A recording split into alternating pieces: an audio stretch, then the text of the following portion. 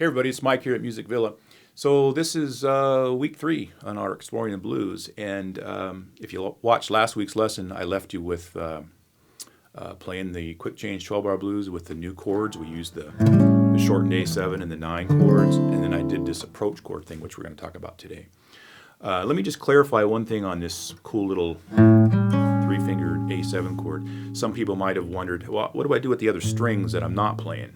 And what's happening is the A string is being muted by my first finger, so it's dead, right? And these two, the B and the high E string, are also being muted by the flesh of my first finger as it comes around, right? So that's kind of how that works. Also, I don't worry too much about checking to see whether I'm muting the B and the E string because I'm really not playing them. I'm stopping right there, so I'm really just controlling my right hand, which we've talked about in previous lessons. So that's what that's all about. But this string here, the A string, I'm actually hitting it, and it kind of gives me a little percussive sound. It really fills that up a little bit. So that's, in case anybody had any questions about that chord and that concept, same thing. And, you know, on the 9 chord, same thing. I mentioned that you could get this high note if you wanted. Sounds good sometimes, depending upon what you're doing. So sometimes I hold it back. Maybe I play it and I stop there. Maybe I go all the way through if I want that extra color. It's just things to experiment with when you're learning these chords. It's kind of fun to just get different sounds. Okay, so we talked about the approach chord concept. I want to break that down for you to really make it clear on how we do that. You can approach any chord a half step above or a half step below. So if I'm playing this A7th chord, I can approach it half step above or a half step below. And I can do the same thing on the 4 chord. And the same thing on the 5 chord. And when we go from the 5 to the 4, there's a signature line that you hear everybody do, where they go, that kind of walk down thing. Technically, I'm approaching the 4 chord when I do that, but it's like a chromatic run. So approaching a chord from a half step above or below gives us a sense of movement. So the chord's not laying there static for too long, and it just kind of helps drive the song a little bit. Later, when we start playing around with this more, we're actually going to be able to create bass lines, especially on the turnaround, using this sort of approach chord concept. So all we have to do is remember half step above, half step below. I don't even care if you learn what the names of the chords are. It's just a sound. It's a move, right? I could say, yeah, this is B flat to A. This is A flat back up to A. But who cares, right? I just want to get that idea of approaching the chord by moving a half step into it.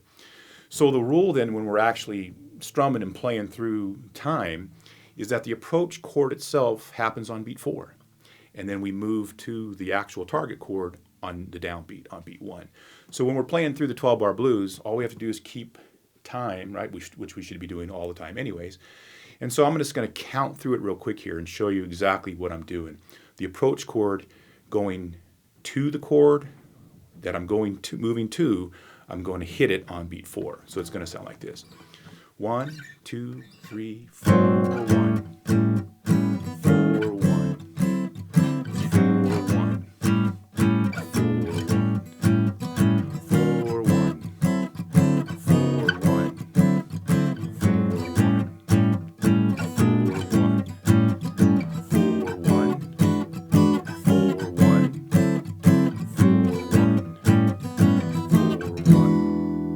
So that's basically what we're doing.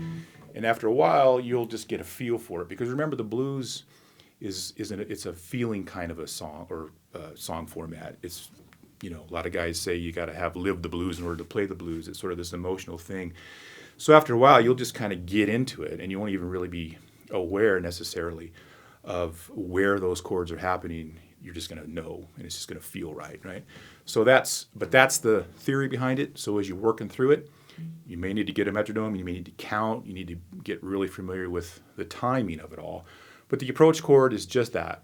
Approach the chord, half step above or below on beat 4, and then move into the downbeat. Okay? So the next thing I want to talk about is the turnaround. And you saw me play this, I think, on the last video when I ended the song. I did this this cool little move where I went.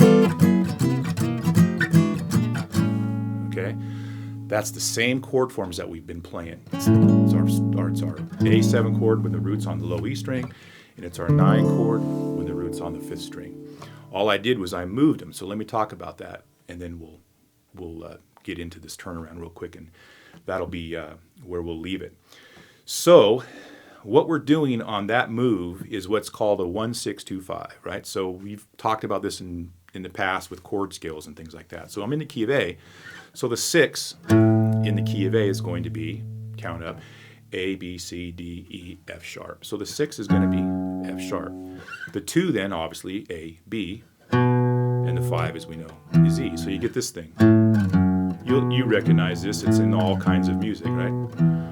So the 1-6-2-5, if I play it up an octave, is going to be A, here's my F sharp, and here's my B, and here's my E. So if I'm a bass player, I'm doing this, right? So all I'm really going to do on this turnaround is kind of become a bass player and put the chords underneath it. So that's what we're doing. We're going A7, F sharp 9, B7, E9. Where does it happen? It happens on what we call the turnaround, which is when the 12-bar chorus ends and we set up or turn around to the top and start all over again. So that's where the phrase turnaround comes from. In this particular instance, we're extending the measures because we go back to the 1 chord, if you remember, on bar 11, and then we hit on bar 12 the E7, which is our turnaround. But now we're going to back it up a measure. We're going to actually start the turnaround on bar 11.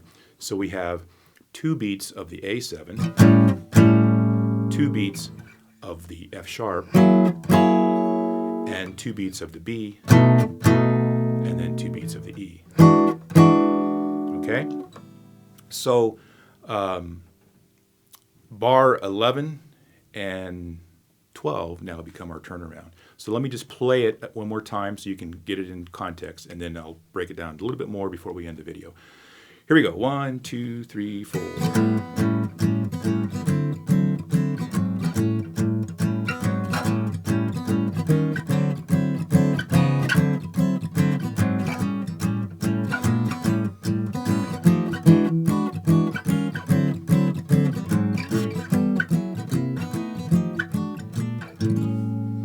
Okay, so that time what I did was I played the approach to it. I should have just went. Might have made more sense with where we were left off the talk about it. But that being said, let's break it down and do that approach on this so you can see what it is. Remember, it's 2 beats on each chord. So now with the approach chord concept that we've been talking about, all I have to do is on the second beat of that voicing, move to the approach as I go to the next chord. So if I have 1, 2, 3, 4, 1, 2, 3, 4, using the approaches, I can go 1, 2, 3, 4, 1, 2, 3, 4. So the approach always happens on the weak beat, 2 and 4. The chord, the primary chord, happens on the strong beat, 1 and 3. So once again, 1, 2, 3, 4, 1, 2, 3, 4, 1, and we're to the top. So what I suggest you do is kind of think like a bass player, and just get that idea in your head. And then put the chord in it.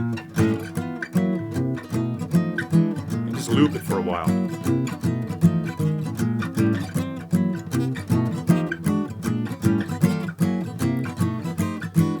And after a while, it'll just fall into place as you work through it. So that's what we call the turnaround, using this 1-6-2-5-1 kind of approach. Using all the approach chords in the song itself, in the 12-bar blues format itself, you're really moving around a lot. So if you've been playing the blues kind of static for a long time, if you're an advancing player, my challenge to you is to get into this and see how it feels. And of course, this is in a sort of a four to the bar swing feel kind of a thing. We're going to be exploring other grooves here in a while, but this is just kind of setting up the knowledge base of what the 12-bar blues is all about. Okay, so I'm going to play out one more time doing all of that. And then next lesson, we're going to talk a little bit more about some different kinds of turnarounds. We're going to approach things and really get moving here pretty quick. And I know it's a lot of information I've been giving you for the last couple of weeks, but I hope it's worth it. I hope you're experimenting with it and getting some mileage out of it. So I'll play out with all of this that we just talked about. And this is Mike at Music Villa, and I'll see you next week. 1, 2, 1, 2, 3.